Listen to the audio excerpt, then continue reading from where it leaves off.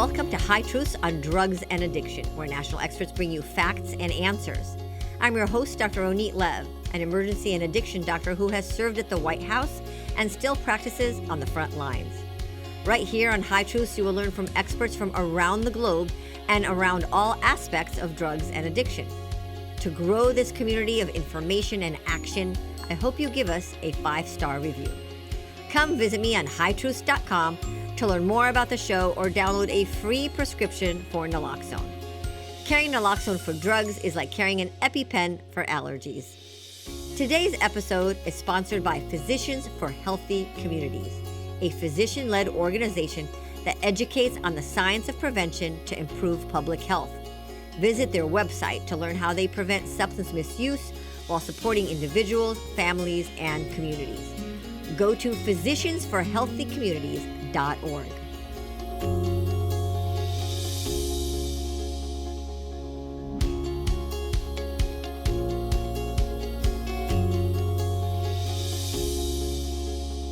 Hello again, High Truth listeners. Get ready for a policy conversation.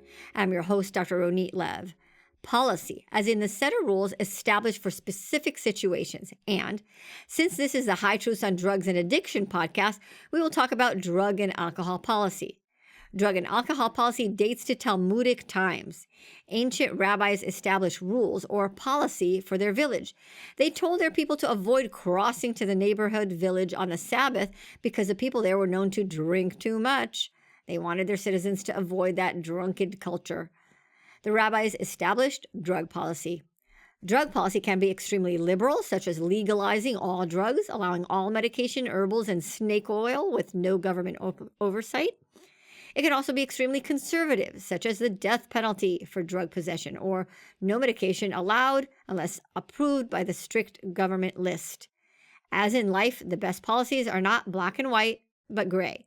There's often a balance of protecting public health and allowing individual freedoms. Whatever you think of the FDA, they remain the world gold standard for medication safety. Whatever you think of the Alcohol and Tobacco Bureau, without alcohol regulation, we may still be at risk of methanol poisoning and blindness. The acceptance of public health and drug policies changes over time in both the liberal and conservative directions. It took a while to establish strict tobacco policies such as smoke-free zones, and now more liberal marijuana policies such as avoiding criminalizing marijuana possession. To learn more about drug policy, I reached out to a policy expert, Paul Larkin. Paul Larkin works on criminal justice, drug, and regulatory policy. Before joining the Heritage Foundation, Larkin's held various positions within the federal government in Washington, D.C., as well as private practice. He worked with the U.S. Department of Justice and argued 27 cases before the U.S. Supreme Court. To learn more about Paul Larkin, check out the High Truth show notes. Paul Larkin, welcome to High Truths. It's my pleasure. I'm honored to have been invited. I'm honored that you agreed. I've loved talking about health and drug policy, and thought this is going to be a fun conversation. We also have some friends in common, Dr. Bertha Madras, Dr. Bob DuPont, so shout out to them. Yes, they're giants in the field. Yes, they are. And so we follow the giants, not that. Yes. Well, actually, I grew up rooting for the New York Giants, so it kind of is a natural segue. There you go. So now I know you're a comedian and a policy expert. That's kind of you to say. Thank you. But let's get to know you a little bit. And you majored in philosophy in college, and somehow that got you to working on drug policy and arguing in front of the Supreme Court. How did that happen? I was born and raised in New York City, and I had a goodly number of family members that were in law enforcement. I had 2 uncles on the NYPD, a cousin who was a Treasury agent. My father was an investigator for the state. Plus, I grew up in New York City in the 50s and 60s. And back then, the French Connection wasn't a movie, it was a reality. I used to see junkies on the subway all the time. And they had such a horrible, miserable existence. I wished I could do something about it. And in those days, we called them junkies, but now we call them people with a substance use disorder. Oh, no, I know. I'm just trying to go back to what, it was in the 50s and 60s. I understand completely. And I also saw far too much crime. And so I always wanted to get into law enforcement. In fact, that's why I went to Stanford Law School. There was a particular professor there by the name of Anthony Amsterdam, who I had found was the best in the criminal justice field amongst any of the law school professors. So that's why I went to Stanford. And I've been involved in the criminal justice field in one form, one fashion or another for most of my life. So wait, finish law school and then, you want to work as a police officer. You didn't become a police officer, but you wanted to, protect the laws, I imagine, as a lawyer. And the drug policy specifically and health policy, how did that come about? Is that something that you knew you wanted to do? Well, I didn't immediately go into being a law enforcement officer, although I did much later. I later didn't want to play the woulda, coulda, shoulda game. And so I became a federal agent. I went to the EPA rather than the FBI because the EPA offered me more money. Very simple. I was married with 3 children and I couldn't leave the money on the table. So I wound up going there and did white collar crime. But I always had an interest in drug policy and wound up doing it now at the Heritage Foundation, where I work. I'm a fellow there. In fact, I'm the Rumpel Senior Legal Research Fellow at the Heritage Foundation, and I've spent most of the last 3 years focusing on drug policy. Great. So tell us, what is the Heritage Foundation? The Heritage Foundation is a conservative think tank in Washington, D.C., founded 50 plus years ago by some people who had been staffers up on Capitol Hill. It was originally designed to be principally focused on the legislative branch, and in particular, Congress. It has, however, branched out into various other areas. There are, after all, other parts of the government, including the courts. Ed Meese, who was the Attorney General under Ronald Reagan and a White House aide to Reagan, was a fellow at the Heritage Foundation later on. He was there when I got there about 12, 13 years ago, and he focused on the courts. And that's because that's what most lawyers wind up spending most of their time dealing with, either arguing in front of the courts or dealing with what the courts have done. And so Heritage is now focused not just on the federal, but also on the state governments, and not just on the legislative branch, but on the executive and judicial branches as well. Very interesting. So it's conservative. And as we're talking about drug policy, is drug policy political? It is, but the nature of the politics has changed over the course of the last 40 plus years. Prior to the 1990s, you had liberals and Democrats in each of the 2 parties. One result of that was it was much easier to reach consensus because you could always wind up cobbling together enough of a coalition to get legislation passed. But beginning in the 90s, we saw a phenomenon occur that political scientists had been urging since the 60s, and that is the development of a 2-party system like they have in Great Britain. One party is liberal and one party is conservative. They have Labor and they have Tories. Well, that same shift happened in the United States. The liberals all went over from the Republican to the Democratic Party, and the conservatives switched from being Democrat to Republicans.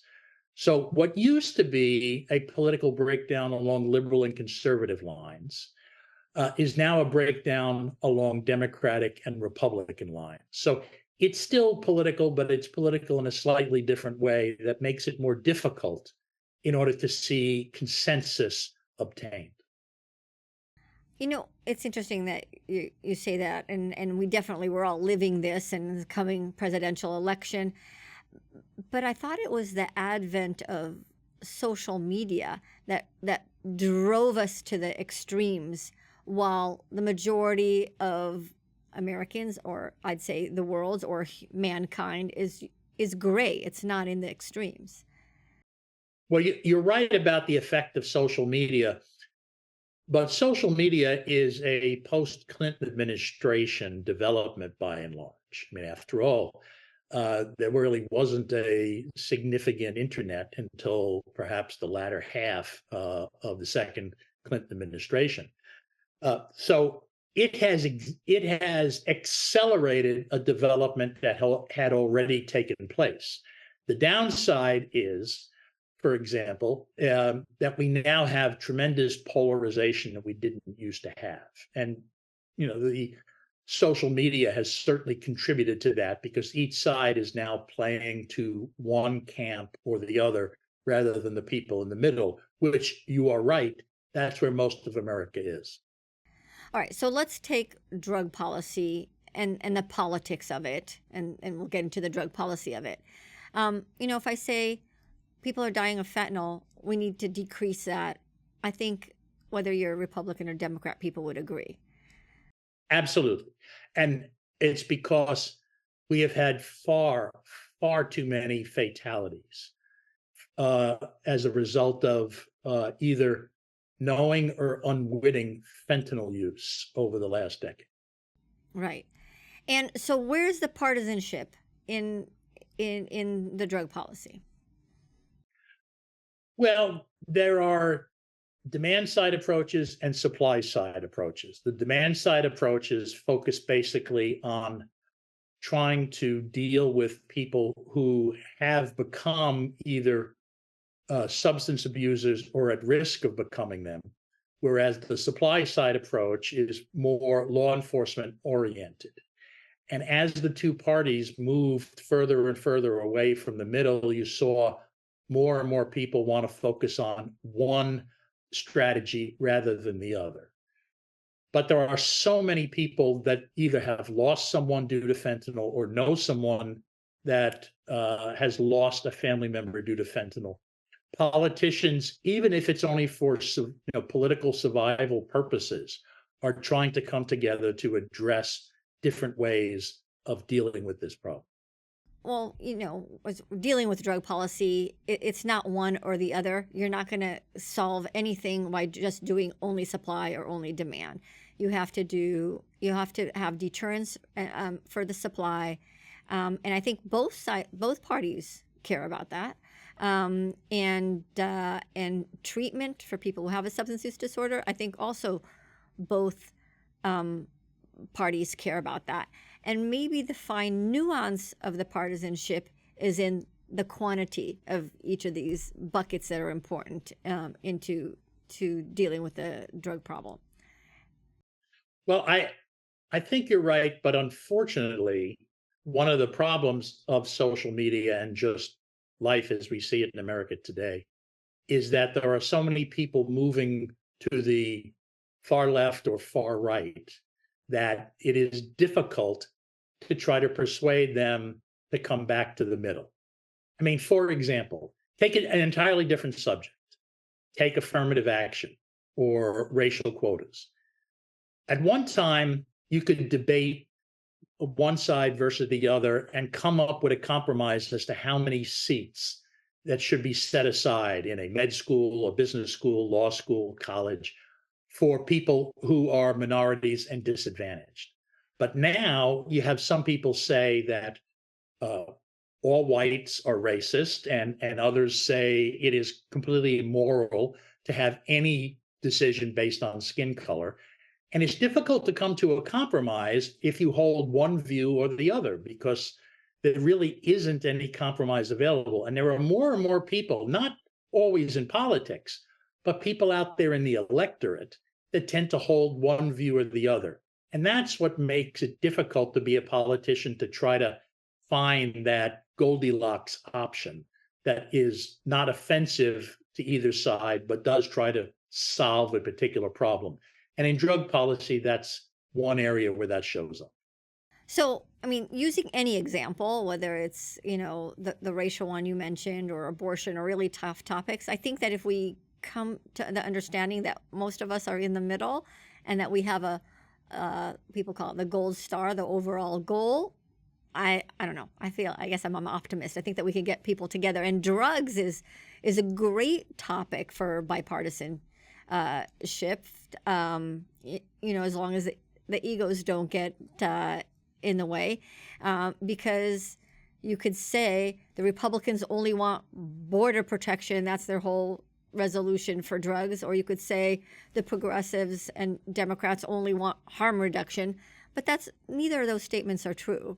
I think everybody, all sides, care about treatment, and all cars care about the supply and decreasing that coming to the United States. And I think I could get most people to agree to that. Well, it's not that I agree or disagree with it. I just tend to think that perhaps what is happening is the people at the extremes have the loudest voices. That's true. That's absolutely true and annoying. Yes. And the problem with that is you wind up seeing people basically, singing to the choir on one side or the other. And it's difficult to get somebody to say there is a Goldilocks option that we should pursue, because you are going to then potentially irritate, if not offend, people on both sides, because no one is going to think that the middle ground position, which is a compromise, is morally acceptable. Now, when you're talking about saving lives, which is something you do on a daily basis, it may be that we have to sacrifice some of the ideological purity we might otherwise have to try to corral enough people towards middle of the road solutions that deal both with the border and with treatment, so that we can try to save the number of people that we're seeing now lost to overdoses due to fentanyl. Yes. And the part that's missing these days, I think, is the primary prevention aspect, which is the other, as Dr. Bertha Madras says, our three-legged stool of, supply, prevention, and treatment. Yes, I agree. Prevention is critically important. Yeah. I mean, what you have oftentimes is someone who would not fit the typical image of a drug abuser. It may just be a college student who needs to stay up late to study for an exam or to finish a term paper, and ask somebody if they have something that can help them stay awake.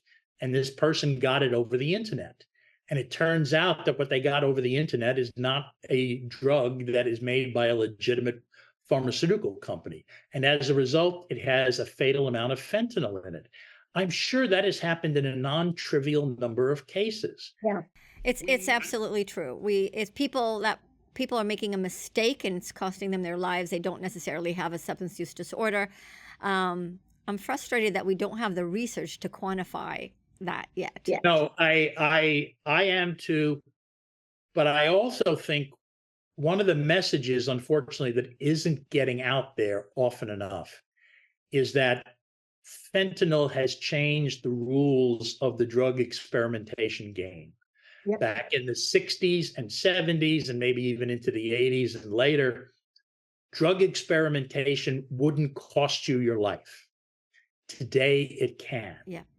And as the result, as I've said at different schools when I've talked to them, for all practical purposes, you have to accept the fact that the days of drug experimentation are over, because right. You don't know what it is you're getting, and you don't deserve to die because you made a mistaken choice or even a dumb choice.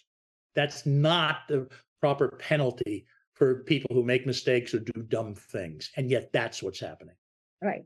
And what kid, including myself, has never made a dumb mistake in their life? Yeah, numbers don't go high enough to count the number of dumb mistakes I've made, I'm sure. So drug policy, again, before we get into specifics, it's a balance. And drug policy, and I always think about it in terms of a health policy, I guess, because I'm a physician, but I guess, for supply it may be different. But in either way, it's the right balance between protecting public health and individual freedom. We saw that with the pandemic, right? Keep people with masks inside versus individual freedom, and there's a balance depending on the threat. And with drug policy, I think it's the same. You can be like some countries where, possession of drugs gives you the death penalty, or what we're coming to in this country, which is everything is, the goal for some people, I guess the far left, would be to have it all legalized, no penalty, and, the greatest individual freedom, which actually costs people's lives. Yes, I agree. The extremes on each side are far from optimal. We need to approach this, as you mentioned, from the three-legged stool approach, and prevention and treatment are important parts of that. Sadly, one of the problems we have because of the polarized debate is you don't see people making the point that we need prevention, we need treatment, and we need enforcement. I mean, I've written about some programs, the 24/7 sobriety program and the Hawaii Opportunity Probation with the enforcement program, where they do actually use the criminal justice system, but they don't use it like a hammer. If you have a drug problem, you first can go through detox, and then you are regularly but randomly drug tested.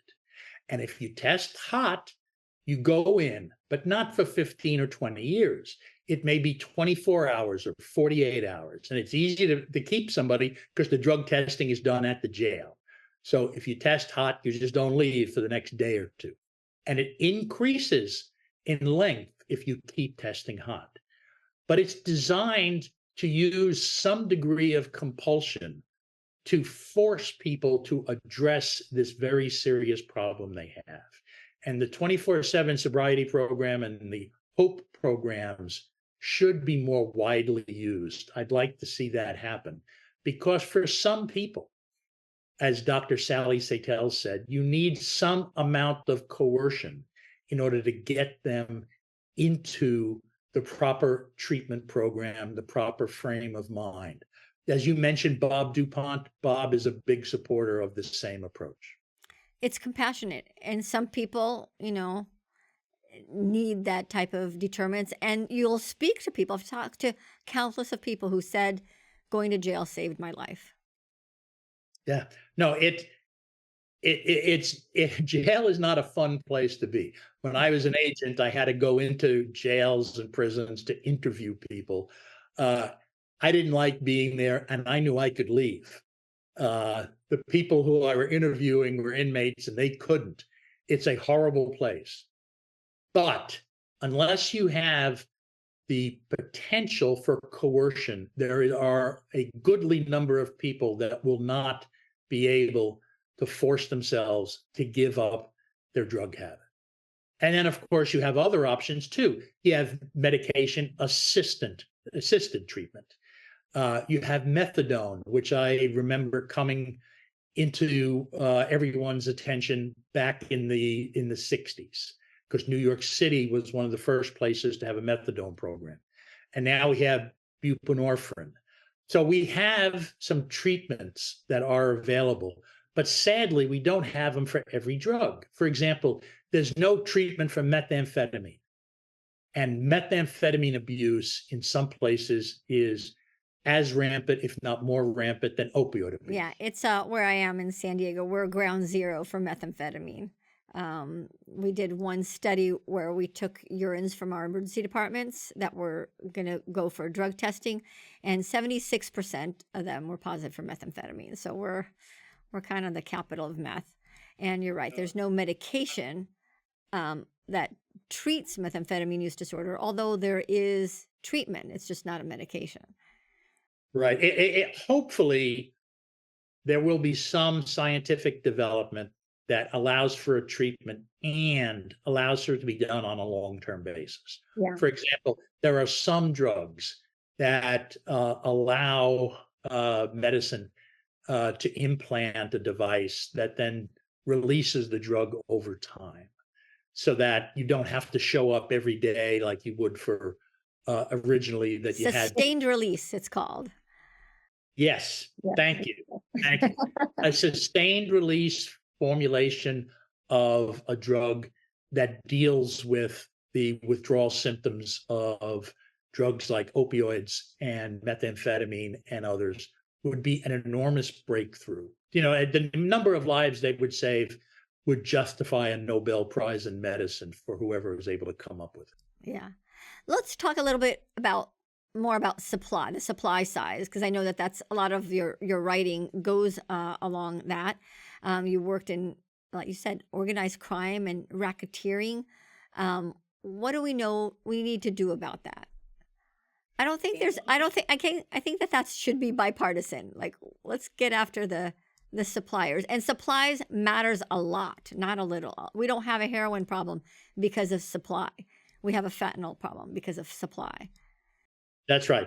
Yeah. And I don't think enough people realize that the problem with heroin is demand driven and the problem with fentanyl is supply driven. Huge supply, right.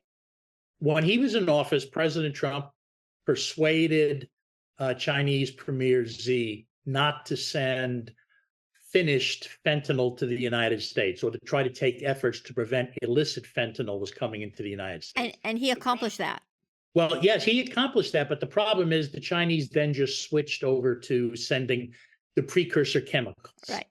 And the Chinese pharmaceutical and chemical industries are huge. They account somewhere between 15 and 20% of the gross domestic product that China has each year. And there are very few, relatively speaking, inspectors and the like. And somebody that powerful carries a lot of weight in politics. So they're still sending over to Mexico all the precursors. And it is not difficult to make. There was an article a day or two ago in Reuters in which they had done an investigation. And they said they were able to manufacture, or have the ability to manufacture, $3 million worth of fentanyl. And all it took was $3,600 and a web browser. So you think about that. We have to try to stop fentanyl from coming across the border. The administration has said they're doing a good job, they say, trying to stop people at ports of entry. Well, there's a lot of space in between the ports of entry, and nothing comes across the border that the cartels don't have a hand in. So there's a huge number of people coming across the border between ports of entry who are carrying even small amounts of fentanyl, because you don't need much of it to make a lot of money. And even within ports of entry, we're only capturing at best 5-10%. Right. And since it is so profitable, they're going to continue to send it through every means they can think of. And if they don't send it through trucks and they don't send it through people illegally entering the US, they'll send it through private delivery services like UPS, FedEx, or they'll send it via drones. So we have to increase our ability to stop it from coming in from Mexico. That's one of my criticisms of the Biden administration. The public feels that the federal government doesn't care because they're not stopping people from coming in. And some of them, an unknown number, have fentanyl. And that's corrosive. The government loses the confidence of the public that it is trying to deal with this problem, and then no one's going to believe what they have to say. But what about going uphill from that? The reason that it's coming and flowing here, it's because it's very lucrative. It's about the money. How do we get and deter drug trafficking at upstream and making it costly? Well, one thing we have to do is persuade Mexico to go back to the strategy that it used to follow before the current president, AMLO, took charge. He's about to transition to a new president. It may have even happened. I haven't kept up with that. But before he was the president, they were trying to assist the Drug Enforcement Administration, the Department of Homeland Security, to deal with this. And since then, they've just given that up.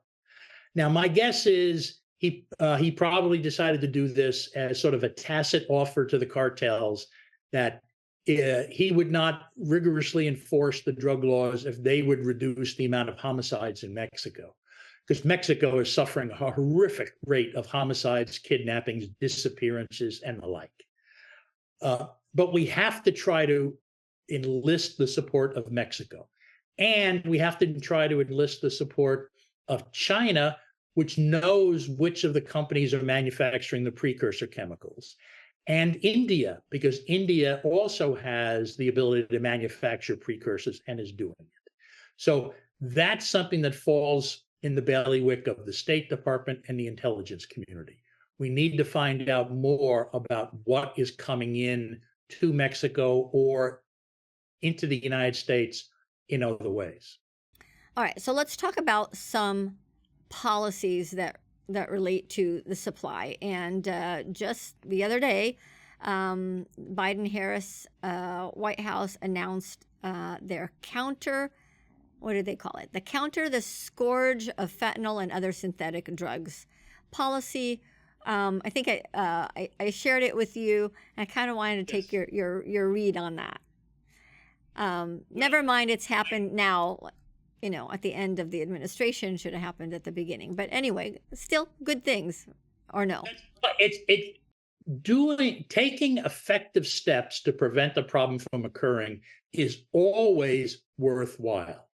But when you wait till the tail end of your administration to do that, it certainly looks like it's all politics and no substance. I mean, it starts out by saying, for example, dealing with fentanyl is a core priority of the Biden administration, and that they are now going to take various new steps to address this. If it was a core priority, they would have taken these steps earlier, because the Drug Enforcement Administration and law enforcement has recommendations that haven't been followed. I mean, one thing to do to force Mexico into this is just close the border. Just if you shut down the border entirely, nothing goes in, nothing comes out until Mexico decides to help us. Is that a practical thing? We've done it once before, right? When Ricky Caminera was brutally murdered, and border agents just shut down. That was one of theirs that was taken, and they shut down the border, and they got his body back. Yes, no, I understand. I'm not saying you can do this in perpetuity, but you have to give some indication that you're willing to be forceful, and we haven't seen that. And you have to give the people on the other side, the president of Mexico, law enforcement, military, an out so that they can then take measures that they might want to take, but can't, because the president is saying, I don't want to do this.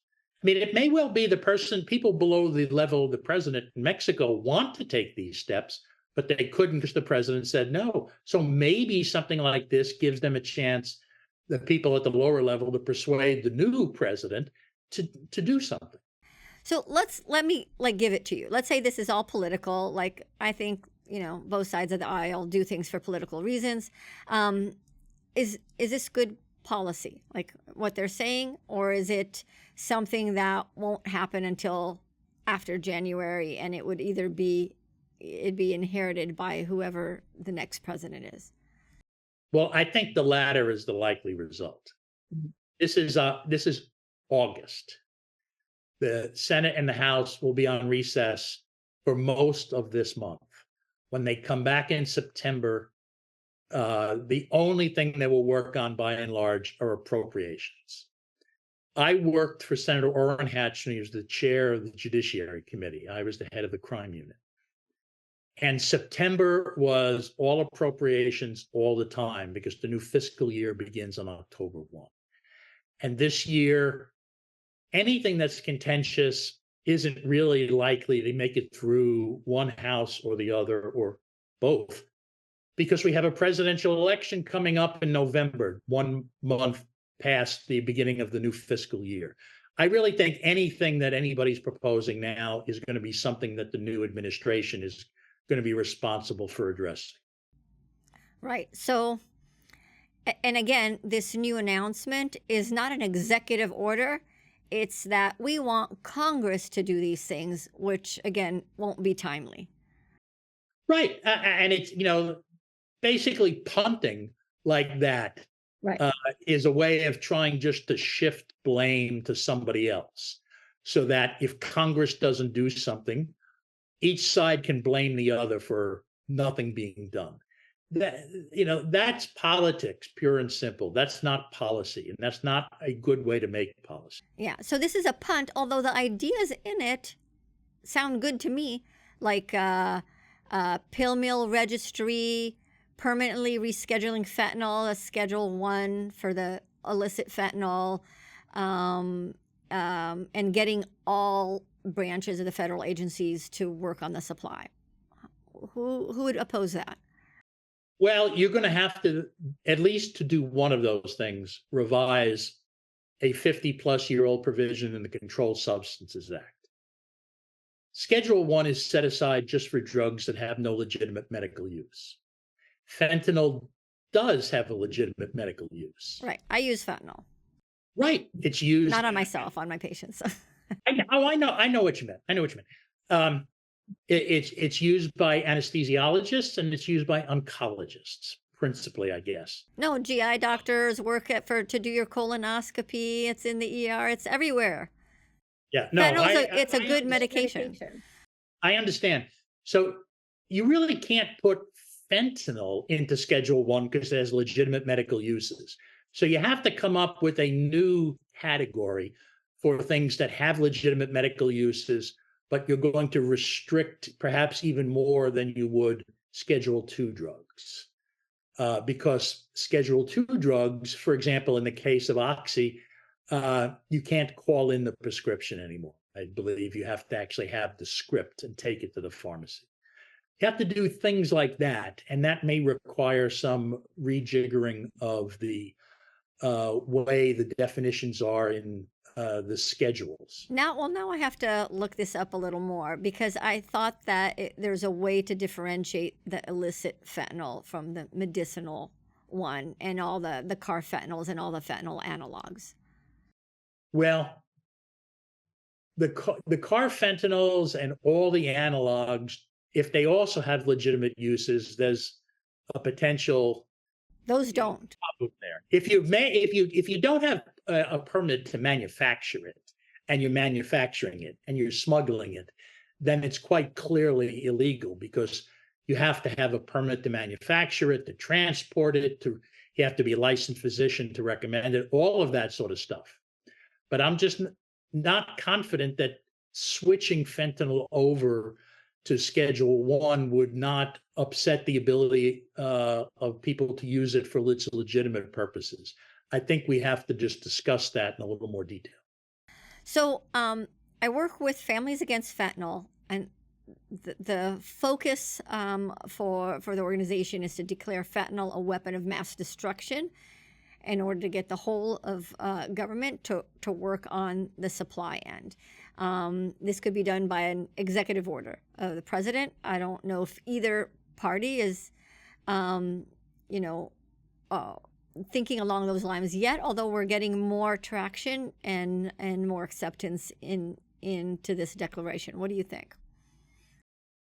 Well, it's similar to the question of whether we should designate the Mexican drug trafficking organizations as foreign terrorist organizations. Yeah. I'm not sure we get any additional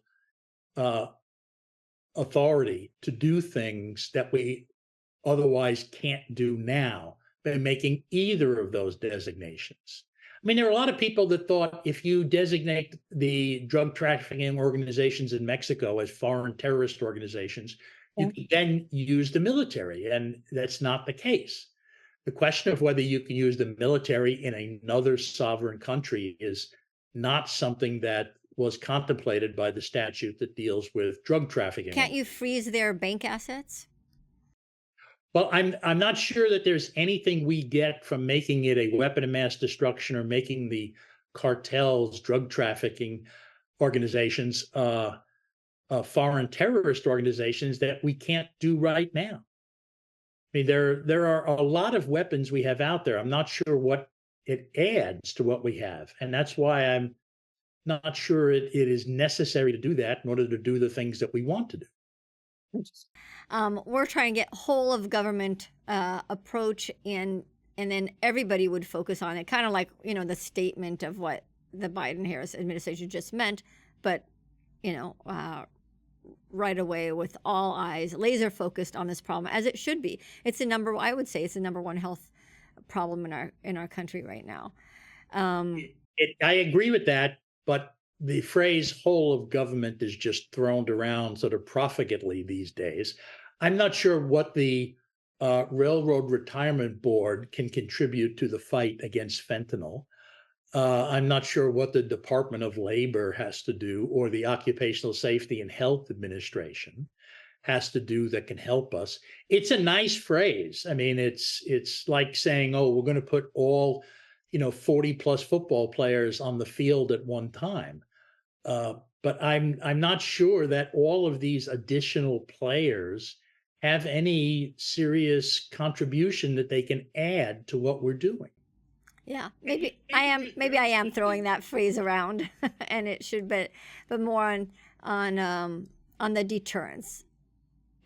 More priority on the deterrence, which goes to one of the policies that you wrote: swift, certain, and fair punishment, sobriety, and hope. Is that kind of what we need in deterrence? Well, that is particularly good to deal with the individuals who are substance abusers. It's not a particularly good program to deter people from engaging in drug trafficking.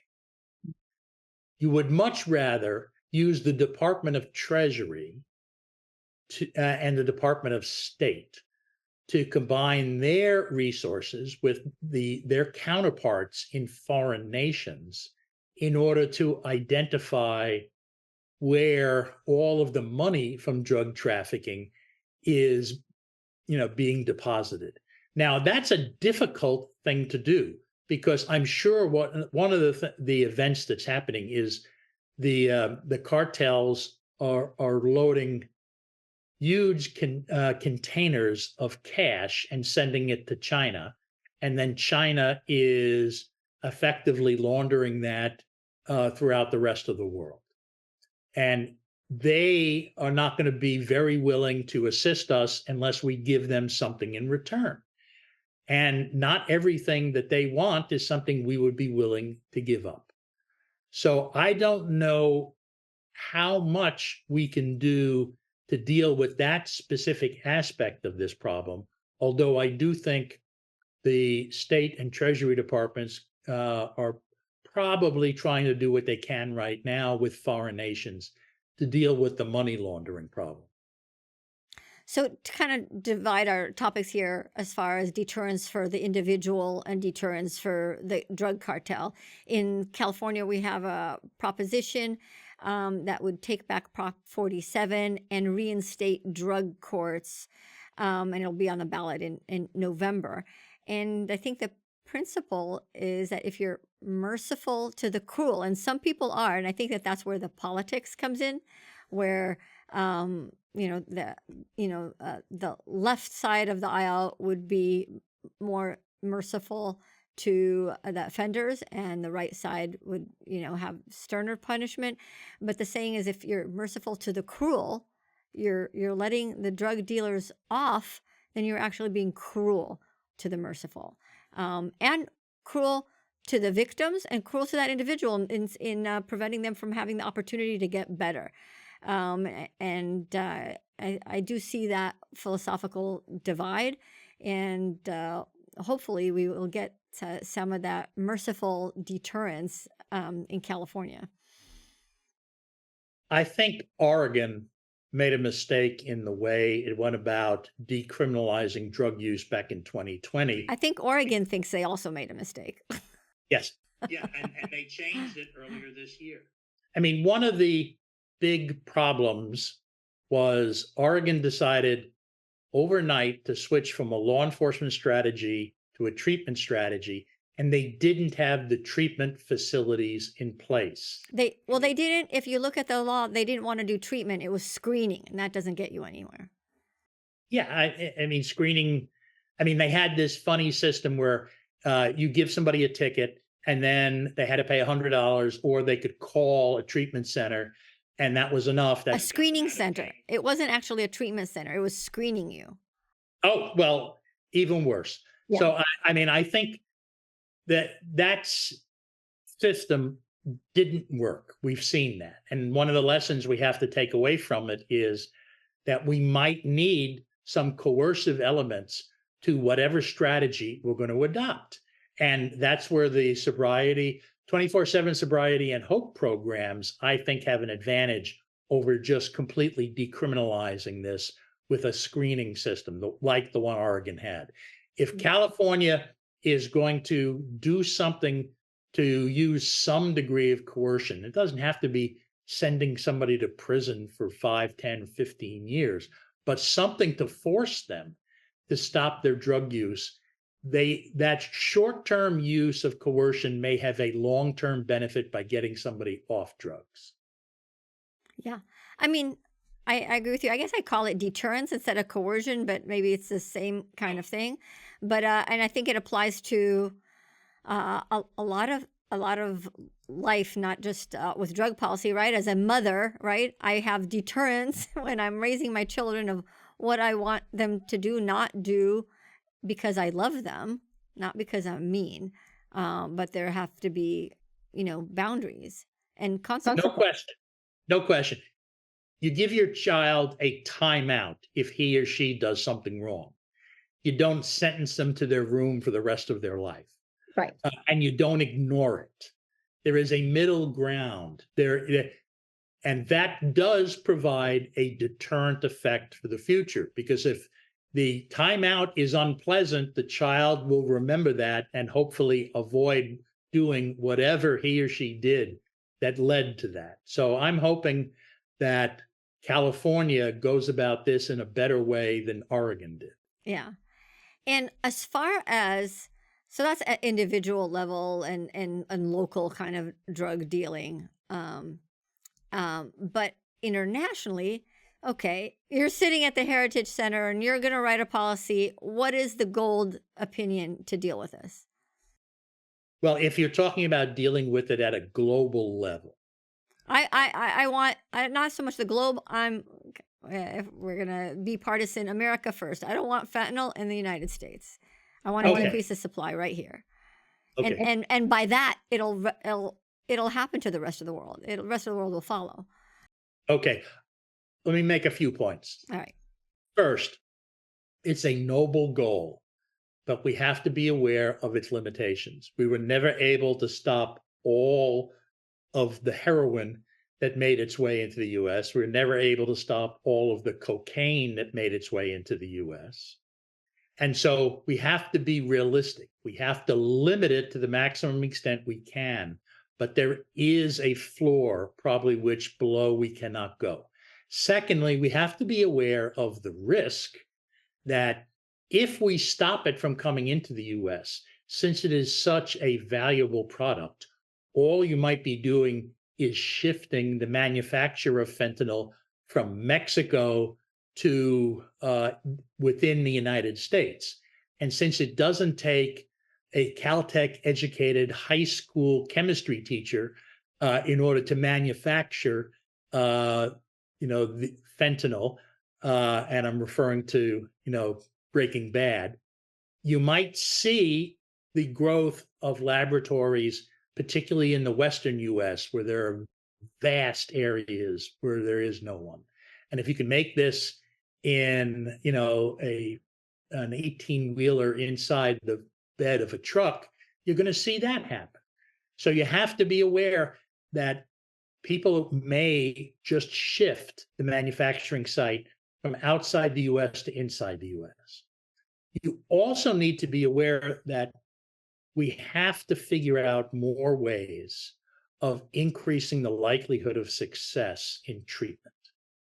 First-time efforts to quit smoking, like first-time efforts to quit many other addictive substances, fail far more often than they succeed. We need to do a better job of trying to figure out how we can change that. Think about it. Nobody in the House or the Senate wants to go to the well and argue in favor of spending billions of dollars for a program that will fail 80% of the time. We need to lower the failure rate, increase the success rate. But we also need to be honest with people that we're not going to succeed all the time. Because one of the problems we have with government right now is that they have promised too much and delivered too little, and people just don't trust them anymore. Look at all the stories coming out about COVID. We had the 6-foot rule, and now everybody agrees there was no science for that. There are terribly large numbers of people that just don't trust the government, even in the medical and scientific area. And we have to reverse that. That's important too. Okay, what about, okay, so there's not, you were saying before about going diplomacy, the Treasury Department, the State Department, as far as dealing with the supply. I think that there's things domestically we could do too about a lot of this stuff is all drug dealing happens with the phone. And I think if we had greater deterrence and accountability for buying these kind of drugs on the internet or on Craigslist, or we have other domestic partners that could be more proactive in helping in drug supply. Well, the DEA and the federal government. If we had more deterrence, you know what? If you got caught with a major penalty, if you got to pay $1 million every time there was, fentanyl sold in pills on Snapchat, then Snapchat would figure out a way to stop doing that. They'd have a program. They'd figure it out. No, I understand. Keep in mind, though, to some extent, we have that right now, because if you're talking about pills, you're now dealing with the issue that's called the unit of prosecution. Is a bag of fentanyl that has 50 pills one violation or 50? And the statutes generally don't address that. So my guess is you could probably get a lot more deterrence right now if you took a very aggressive approach to how you charge and prosecute some of these offenses. I think one of the big changes we need to make in our criminal justice system is to refocus our federal law enforcement efforts on matters that occur at an international level, a trans-border level, and a national level. For example, the FBI doesn't need to be solving bank robberies anymore. The local police department can handle that. The FBI needs to focus on transnational, trans-border, and national level crimes, because those are the ones that the state and local law enforcement departments can't handle. Now, the problem with that is people in the House and Senate want the FBI to solve local crimes because they want to be able to call up the director and say, we got a big bank robbery problem in Boise. Can you assign some people to deal with it?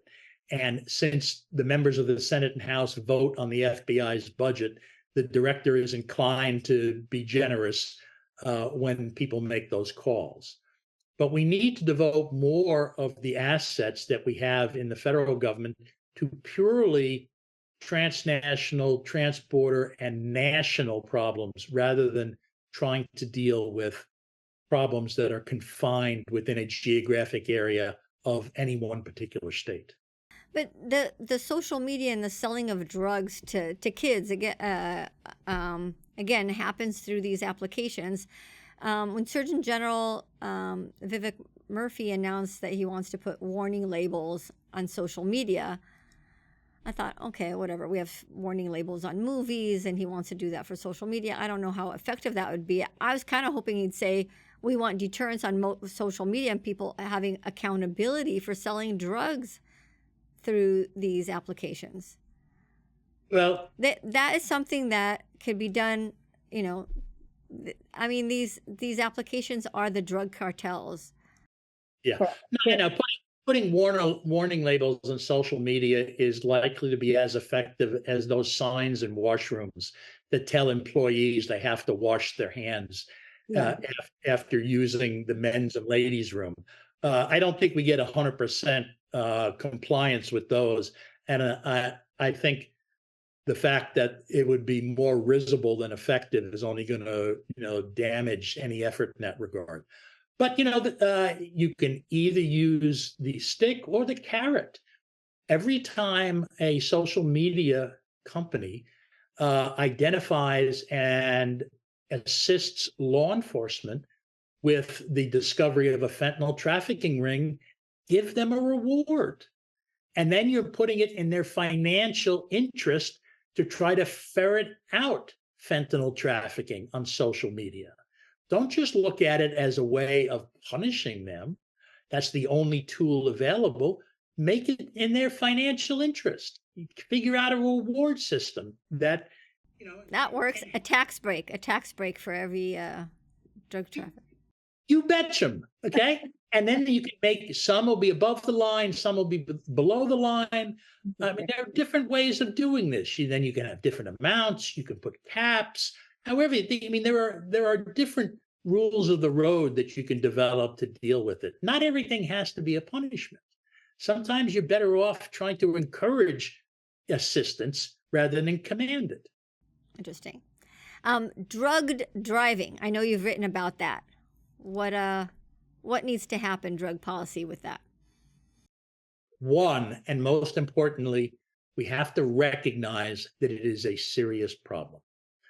Gil Kurakowski was the director of the Office of National Drug Control Policy during the Obama administration.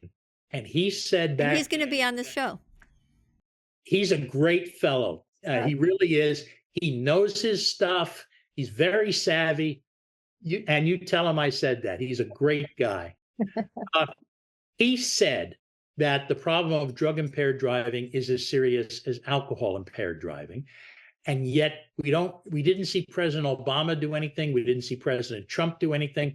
And we haven't seen President Biden do anything. Although there's time left before the election, maybe he'll do something now, particularly if somebody in his administration, watches your show. But we need to recognize it. Why? Because we've had a tremendous movement in this country ever since 1996 to legalize cannabis for medical and recreational use. And medical cannabis is actually an oxymoron. It's really just, recreational use dressed up with a written recommendation from a physician. That's a serious problem. And we need to address it by adopting essentially the same approach we would for drunk driving. Now, the problem we have is twofold. One, we don't have a breathalyzer that we can use at roadside to see how many nanograms of THC someone has in his or her blood, and therefore in his or her brain. And secondly, we don't know what the minimum cutoff would be to render somebody intoxicated, because it varies greatly depending on whether or not you've developed a tolerance to a particular level. We have 0.08 for alcohol. We made that up. That was not based on science. We just kind of made it up. It's not based on, you're absolutely right. That's a political compromise. Right. There are a large number of people that are impaired at 0.05.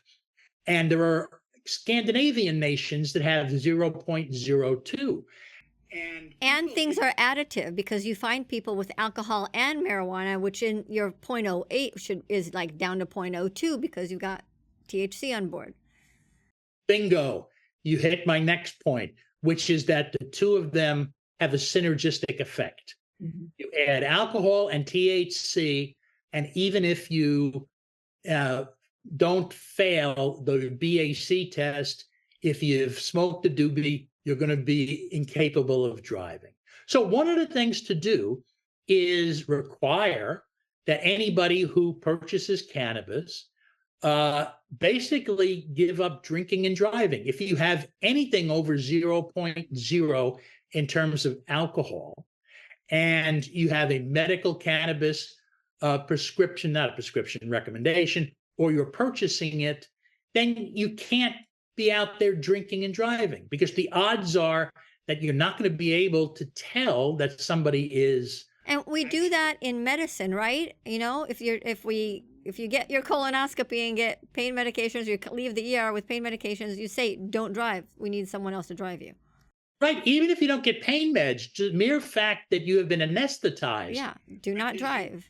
legally incapable of driving for 24 hours in most states. That's why they always want somebody else to drive you home.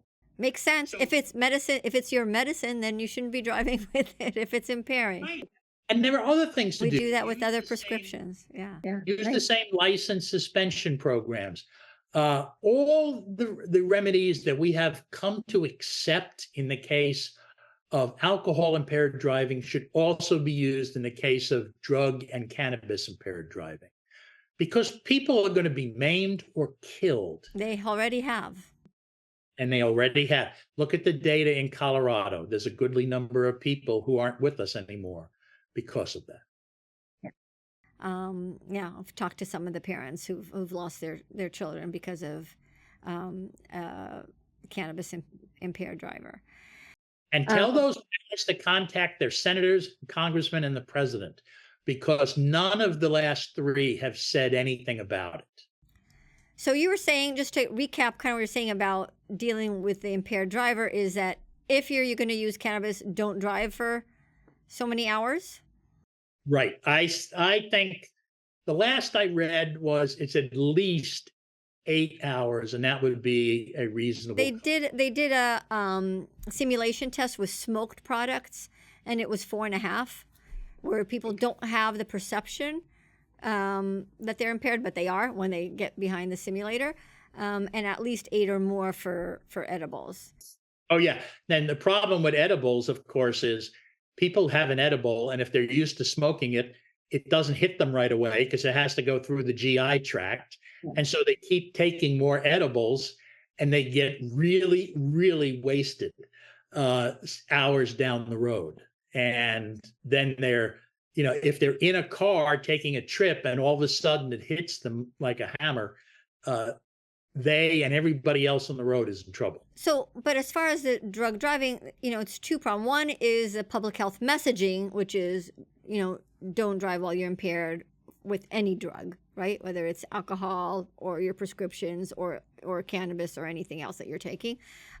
Specifically for cannabis, to wait, at least 4 hours and don't get behind the wheel, and don't let other people, don't let, kids, if somebody else was, you don't get behind the wheel. It's just the same messaging with alcohol. But what about the enforcement piece? Oh, there are different rules that you can adopt. You can, for example, there's a related problem. Cannabis has not been shown to be safe and effective for women who are pregnant or nursing. And there is a real risk. Make it a crime to sell cannabis to any woman who is pregnant, because what you're doing is putting the woman's child at risk. Or if somebody has been purchasing cannabis from a particular dispensary, make the dispensary liable for any accident that occurs within 24 hours of the sale. Interesting. Yeah. What if they didn't use it till later? They kept it. Hey, I understand, but you're going to be unable to have a perfect correlation. You can't let the perfect be the enemy of the good. Interesting. All right. Illegal to sell. Low level fruit is not to sell to people, to women who are pregnant. All right, interesting. All right, so that's drug driving. Cannabis capitalism, something else that you wrote about.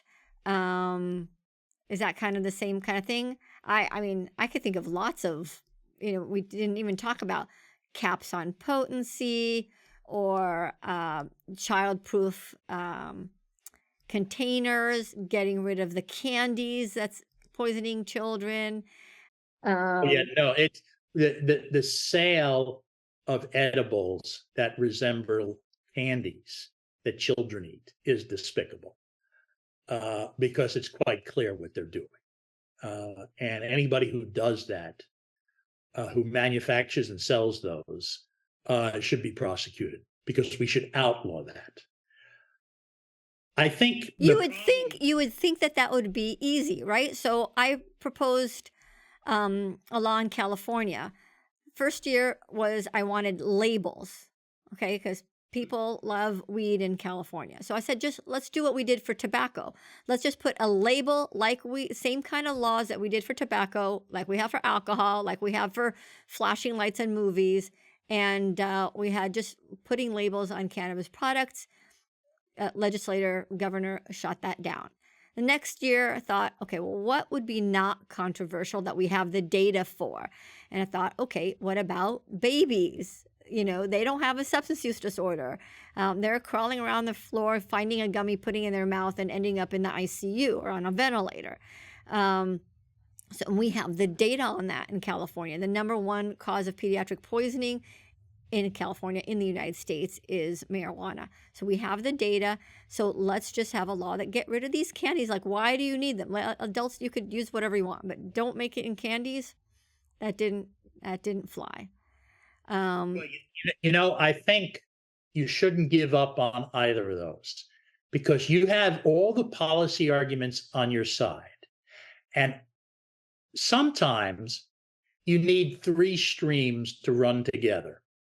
You need the problem stream, something that has to be addressed, the policy stream, the answer to that problem, and then the political stream, some event that forces politicians to act. How did we wind up getting so involved in alcohol impaired driving? Because Candace Leitner's daughter was killed by a drug driver. It's sad to think that we would have to have something similar to happen to an infant or a toddler in this area before politicians act. But it's sad, but it may be true.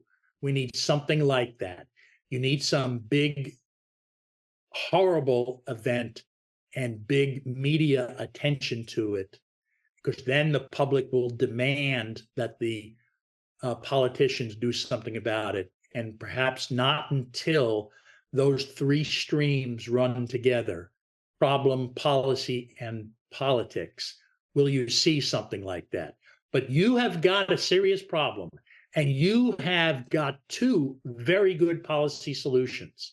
Don't give up on them. Stay with them. Sometimes it just takes a while. Yeah. Thank you, Paul. I do tend to be ahead of my time. So it's just a matter, you're right. It's just a matter of time, maybe a little with that. What about the rescheduling debate? That's kind of been a political issue. I don't know if it's partisan, but it's interesting because both people who are selling cannabis and the prevention folks don't like the rescheduling of marijuana from Schedule 1 to Schedule 3. The truth is there isn't anything that has changed from when the Obama administration rejected a proposal to reschedule cannabis. And it didn't come up until late, I think it was in 2022, when the president told the Attorney General and Secretary of Health and Human Services to look at it. And then the Attorney General decided to make a public announcement in the Federal Register of his intent to change it only a month ago. So it just screams politics as to what's going on here. Why? Because for the last 80 plus years, we have trusted the Food and Drug Administration to decide what is a drug and whether a drug is safe and effective. And we've made it a crime for any drug to be distributed in interstate commerce, any new drug that is not safe and effective. And rescheduling cannabis under the Controlled Substances Act has no effect on the fact that it is illegal to distribute cannabis in interstate commerce under the Food, Drug, and Cosmetic Act. All we've done is try to euchre the public into thinking once it's rescheduled, now they'll be able to get it anywhere, everywhere, as much as they want or whatever. It'll still be a crime under the FDCA to ship it in interstate commerce. And so the people who are arguing in favor of this rescheduling aren't addressing that aspect of the issue. And it's really, therefore, I think, just a pure political effort to appeal to the stoner vote. That's, all it is. It does amaze me that we have a whole election that was won based on follow the science, and now it's like follow the science unless I disagree with it. Right. Look, hey, Washington, D.C. essentially is a truth-free zone. Okay? It's like that old TV show years ago, The Dome. There's a dome over Washington, D.C., and you're not going to get truth inside it there. And that's what's happening. Wow. All right. Well, gosh, there's so much more we could be talking about. But if you were advising the next president, regardless of who wins, on drug policy, what needs to happen in the first 100 days? Okay. First, the president should say that what Gil Kurlikowski said when he was the drug czar back in the Obama administration is true. Drug-impaired driving is a serious national problem.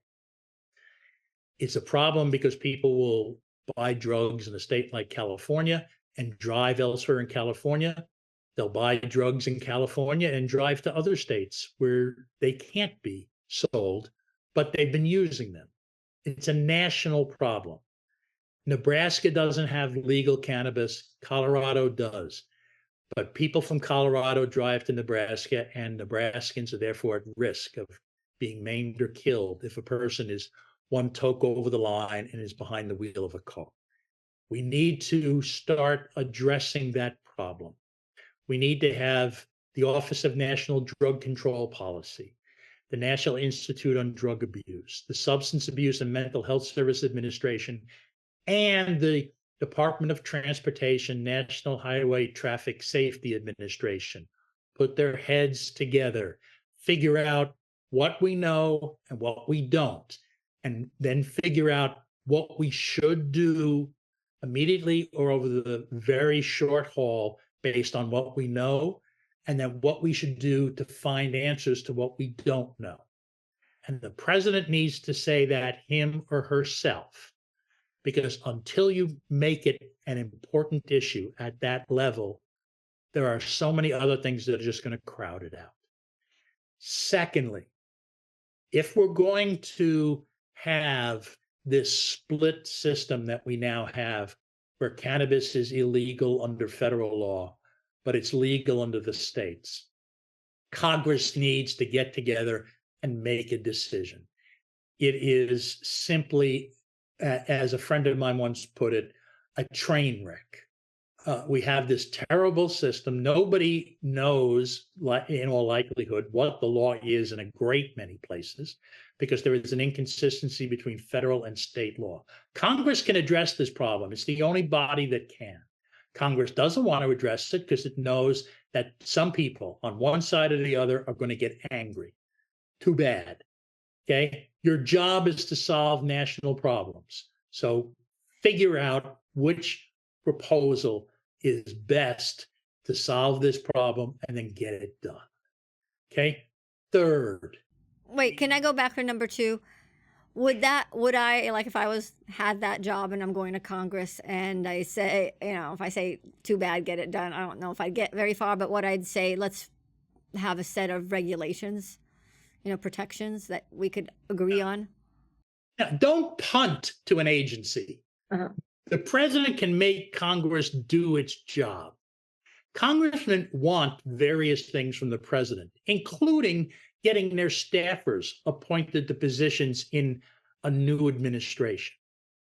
You tell the members of Congress you're not going to get any of these goodies unless and until you come together to address this problem. But when you say address this problem, do you mean legalize, not legalize, or regulate? Is that what you mean? Yeah. I mean, yeah. Either outlaw it nationwide and then enforce the law. Okay. Well, I don't know how that's going to happen after all the states wanted this done. Oh, well, it is impossible for the federal government to coerce the states to help them. But if the Justice Department aggressively goes after people that sell cannabis and goes after them under the forfeiture laws and takes away their business, that will get their attention. Yeah, but I don't see that happening because the states love the potential. I say potential of tax revenue. They don't realize that it's actually costing them on the other end. Yeah, well, make that point in the process. In a great many states, they're probably more in the red than in the black. You need that to come out. Okay, all right, that's number 2. The third and last point I would make is dealing with fentanyl. Talk to the president of Mexico and say, unless you get back on board helping us stop the flow of fentanyl into the United States and in the hands of the cartels, I'm just going to shut down the border. Mexico is not going to be happy if we do that. They don't want that, and we don't want that. So they know financially it would be very harmful. And so we need to get them on board. We also need to figure out what, if any, additional legislation is necessary to deal with the money laundering problem, the problem that money coming out of, China is investing is dirty because they've gotten the cash from the drug trafficking organizations. And then work with the intelligence agencies to soup up their ability to trace these things. What about dealing with China? Well, China wants things from the US and they don't want some others. So it's a negotiation. Figure out what it is, we are willing to give up and make a trade. All right, diplomacy. Yeah. Well, there's a lot of things that policy affects that ends up downstream that people are suffering. I think maybe ending with, what's the smartest drug policy that you've ever come across? I think the smartest drug policy is one that doesn't expect perfection. And unfortunately, we have too many people demanding perfection. You're going to have some problems no matter what drug policy you adopt. We tried prohibition, and it had some positives. There was a reduced incidence of cirrhosis of the liver, reduced incidence of alcoholism resulting in death. But we decided those benefits weren't worth the costs. We made that sort of balance. We need to be honest about that here. Now, I know asking politicians to be honest is like asking water to run upstream. I realize that. But if the president comes out and is honest with the nation, looking past the Congress, the way the president can use his or her bully pulpit, maybe we can start the discussion towards dealing with problems that reduce to the extent possible, not eliminate, but reduce to the maximum extent possible the problems we have with any substance abuse, including tobacco and alcohol. Interesting. Great.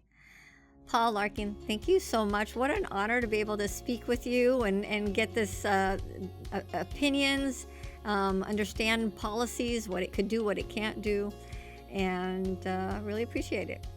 Hey, the honor is all mine. I hope that I was able to offer you something useful. I hope your listeners will take away something useful from what you tell them. And feel free, if you ever want to discuss this topic or others again, I'm glad to help. Thank you for listening to High Truths on Drugs and Addiction, where you learn from experts from around the globe and around all aspects of drugs and addiction. This week's episode would not be possible without the generous support of our sponsor. A sincere and warm thank you to Physicians for Healthy Communities. Visit physiciansforhealthycommunities.org and view their video and resource library. High Truths producer is Dave Rivas from Davey Boy Productions. I'm your host, Dr. Ronit Lev.